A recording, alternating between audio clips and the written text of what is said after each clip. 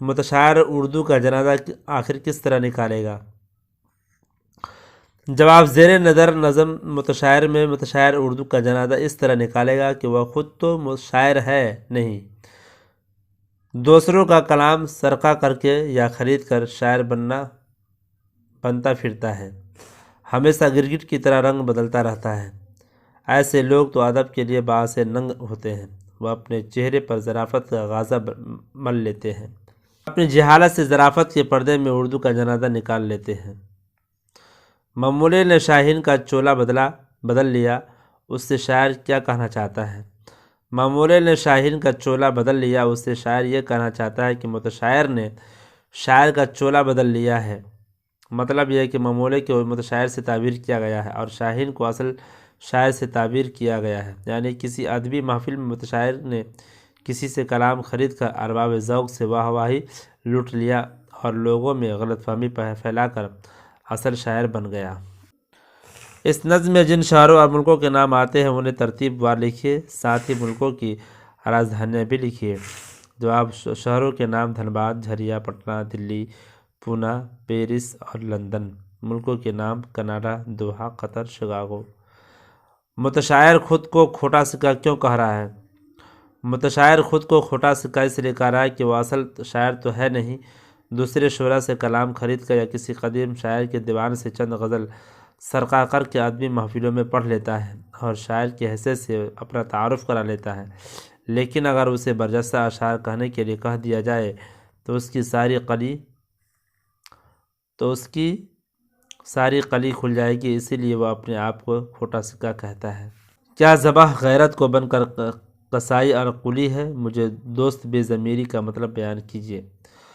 کیا ذبح غیرت کو بن کر قصائی کا مطلب یہ ہے کہ اگر غیرت رہے گی تو متشاعر شاعر نہیں بن پائے گا، یعنی غیرت اسے شاعر بننے نہیں دے گا، اس لیے شاعر نے غیرت کو اس طرح ذبح کر ڈالا کہ پھر دوبارہ اس کا احساس ہی نہیں ملی ہے۔ مجھے دولت بے ضمیری کا مطلب یہ ہے کہ اگر غیرت اور ضمیر انسان کے دل میں نہ ہو تو دنیا میں کچھ بھی کر سکتا ہے، اس لیے بے ضمیری بھی ایک قسم کی دولت ہے، اسی دولت کی بنیاد پر ہی لوگ متشاعر بن جاتے ہیں۔ ادب کے لیے خود کو باعث ننگ متشاعر کیوں کہہ رہا ہے بتائیے؟ متشاعر ادب کے لیے خود کو باعث ننگ اس لیے کہہ رہا ہے کہ دوسروں کا کلام خرید کر یا سرقہ کر کے شاعر تو بن گیا ہے، لیکن کبھی کبھی اس کا ضمیر زندہ ہو جاتا ہے تو اسے اپنی کم مائگی کا احساس ہونے لگتا ہے، انہیں لمحات میں متشاعر اپنے آپ کو ادب کے لیے باعث ننگ سمجھتا ہے۔ طویل سوالات جوابات۔ نظم متشاعر کے لکھنے کا مقصد کیا ہے؟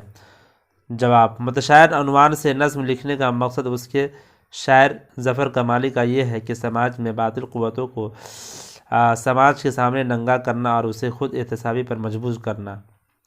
اس نظم میں ظفر کمالی نے شاعری سے بے خبر ہونے کے باوجود شعر و ادب کے نام پر کھانے کمانے والے ایک کردار کو تختہ مشق بنایا ہے۔ یہ ہمارے سماج کا ایک ایسا جعلی کردار ہے جو صحیح اور حقدار لوگوں کے مواقع طرح طرح کے ہتھ کنڈوں اور سازشوں سے چھین لیتا ہے، حقدار خالی ہاتھ رہ جاتے ہیں اور ناحق یا باطل قوتوں کو سب کچھ مل جاتا ہے۔ نظم کا عنوان متشاعر ہے، یعنی ایسا شخص جو خود شعر نہیں کہتا ہو لیکن سماج میں شاعر کی حیثیت سے اپنے آپ کو پیش کرنے میں کامیاب ہو گیا ہے۔ یہ بات صرف شعر و ادب تک محدود نہیں بلکہ زندگی کے تمام شعبوں میں ایسے بناوٹی لوگ مرکزی اور اہم مقام تک پہنچ گئے ہیں اور اچھے اور سچے لوگ حاشیے پر ڈال دیے گئے ہیں۔ اس طرح یہ نظم ہمیں ایک سماجی بیماری کی طرف متوجہ کرتی ہے اور اچھے اور سچے لوگوں کا حق مارنے والوں کو مجرم قرار دیتی ہے۔ شعر نہیں کہنے کے باوجود کن باتوں کے سبب متشاعر کی شہرت اور اہمیت قائم ہوئی، بیان کیجیے۔ شعر نہیں کہنے کے باوجود متشاعر کی شہرت اور اہمیت اس لیے قائم ہو گئی کہ وہ شاعروں کی خوشامد اور چاپلوسی کرتا رہتا ہے، شاعروں کی دعوتیں کرتا رہتا ہے، شاعروں اور بڑے لوگوں کے سامنے بلی کی طرح میاؤں میاؤں کرتا رہتا ہے۔ اس کی شاعری کے چراغ میں گرچہ تیل نہیں ہے پھر بھی ہر ادبی محفلوں میں بلایا جاتا ہے۔ اپنی نئی خصوصیات کی وجہ سے متشاعر ہمیشہ شعری سفر میں رہتا ہے، یہاں تک کہ ملک سے باہر کا بھی سفر کیا کرتا ہے۔ وہ جھریا، دھنباد، دلی، پونا ہوتے ہوئے پیرس اور لندن بھی پہنچ جاتا ہے۔ جی حضوری اور خوشامد میں وہ کبھی نہیں تھکتا ہے۔ غیرت کو ختم کر چکا ہے، شاعر نہیں ہونے کے باوجود شاعر بنا پھرتا ہے اور اپنے آپ کو ادب کی دنیا کا سکندر سمجھتا ہے۔ اگر اس کا بس چلے تو وہ واہی کو پونجی اڑا لے، یہاں تک کہ اکبر الہ آبادی کے دیوان تک بھی قبضہ کر لے۔ مختصر یہ ہے کہ متشائر شاعر نہیں ہونے کے باوجود چاپلوسی، خوشامد، جھوٹ اور مکاری جیسی خصوصیات کی بنا پر سماج میں اپنی شہرت اور اہمیت قائم کر لیتا ہے۔